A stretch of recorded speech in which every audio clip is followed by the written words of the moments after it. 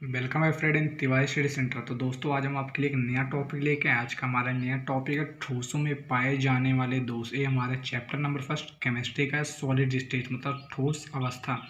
तो ठोसों में कैसे किस प्रकार के दोष पाए जाते हैं, तो आइए देखते हैं। आज हम आयनिक ठोसों में पाए जाने वाले दोष के बारे में बात करें। आयनिक ठोसों में दो प्रकार के दोष पाए जाते हैं, साटकी दोष तथा फ्रैंकिल दोष। तो सबसे पहले आइए हम देखते हैं साटकी दोष होता क्या है। साटकी दोष का ना आयनिक क्रिस्टलों में ये दोष तब उत्पन्न होते हैं जब कुछ धनायन और उसी संख्या में ऋणायन अपनी अपनी निश्चित जगह यानी जालक बिंदुओं को छोड़कर रिक्तियां बना देते हैं, अर्थात धनायनों द्वारा छोड़े गए होलों तथा ऋणायनों द्वारा छोड़े गए होलों की संख्या क्या हो जाती है, बराबर हो जाती है।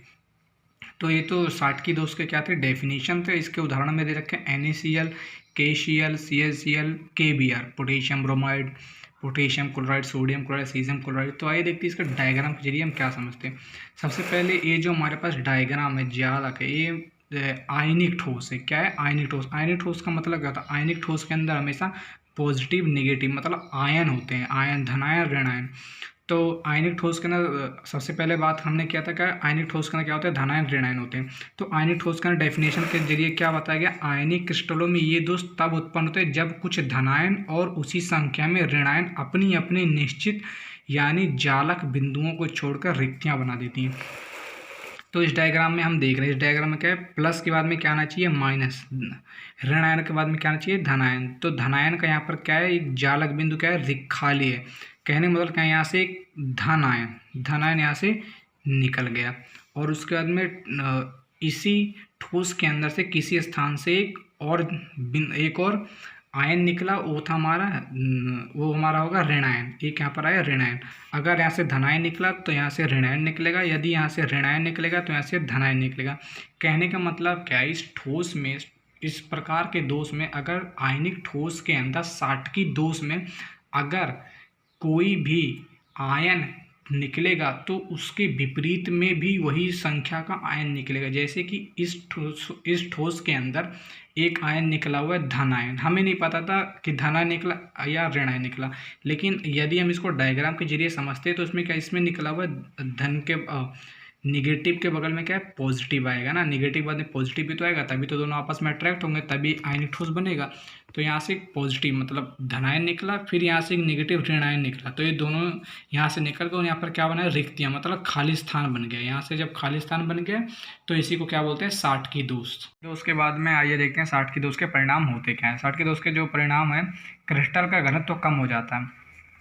अब क्रिस्टल का घनत्व का मतलब क्या है, यदि कोई वस्तु है, उस वस्तु के अंदर से यदि हम उसका कुछ पार्ट या फिर कुछ उसके मास के अंदर, द्रव्यमान के अंदर किसी चीज़ की कमी कर दें तो उसका घनत्व क्या हो जाता है, कम हो जाता है। उसकी डेंसिटी क्या हो जाती है, कम हो जाती है। सेकंड में क्रिस्टल की जालक ऊर्जा कम हो जाती है। यदि इसके अंदर से मान लीजिए ये हमारा क्या है, ठोस है, ठोस के अंदर से धनायन और ऋणायन निकल गए, तो कुछ ना कुछ इसके अंदर निकल रहा है ना। अगर ये कुछ निकल रहा है तो इसका मतलब क्या है, इसकी ऊर्जा कम हो रही है। थर्ड क्या है, क्रिस्टल का स्थायित्व तो कम हो जाता है। फोर्थ है, क्रिस्टल विद्युत का चालक कम हो जाता है। तो आइए हम दूसरे दोष के बारे में बात करें। दूसरा दोष है फ्रैंकल दोष। तो आइए देखते हैं फ्रैंकल दोष क्या होता है। क्रिस्टलों में इसके दोष तब उत्पन्न होते हैं जब कोई आयन अपने नियत लैटिस बिंदु से हटकर अंतराकाशीय रिक्त में अपना स्थान बना लेता है, अतः लैटिस बिंदु पर रिक्ति हो जाती है, आयनों की संख्या में कोई परिवर्तन नहीं होता। तो डेफिनेशन से अगर आपको समझ में आया हो तो अच्छी बात है, नहीं तो हम आपको डायग्राम से आइए समझाते हैं। इसके उदाहरण है ZnS, AgCl, AgBr, AgI, silver added.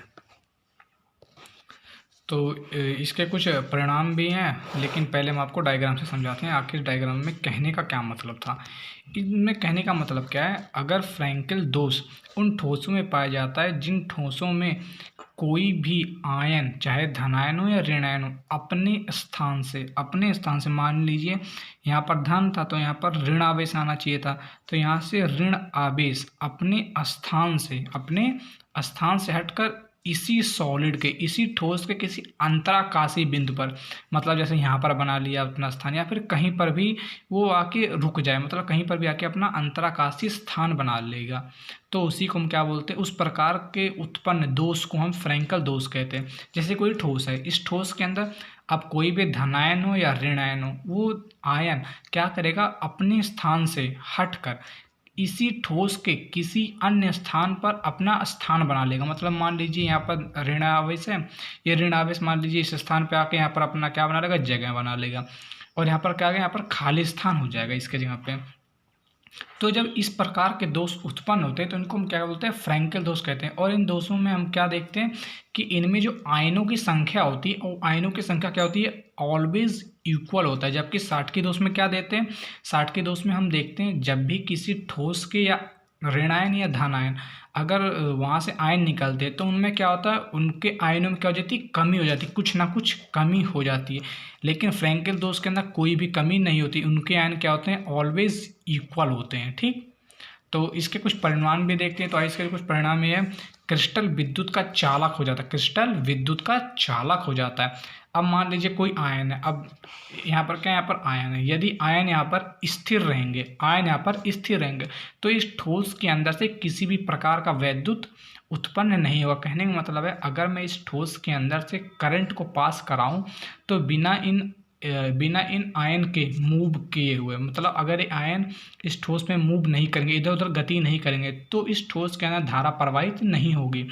अगर यहाँ से क्या होंगे, यहाँ से ऋण या धन आवेश अगर यहाँ से गति करेंगे कहीं पर, इधर अंतराकाश जगह में या इधर अपना जगह बना लेंगे, मतलब मूव करेंगे तो इससे इस ठोस के अंदर क्या होगा, धारा भी प्रवाहित होगा। अब दूसरी बात कि क्रिस्टल का स्थायित्व कम हो जाता है, वैद्युत स्थिरांक में वृद्धि हो जाती है। तो दोस्तों अगर आपको हमारी वीडियो पसंद आई हो तो हमारी वीडियो को लाइक करें, शेयर करें और चैनल को सब्सक्राइब करना बिल्कुल ना भूलें। थैंक यू दोस्तों।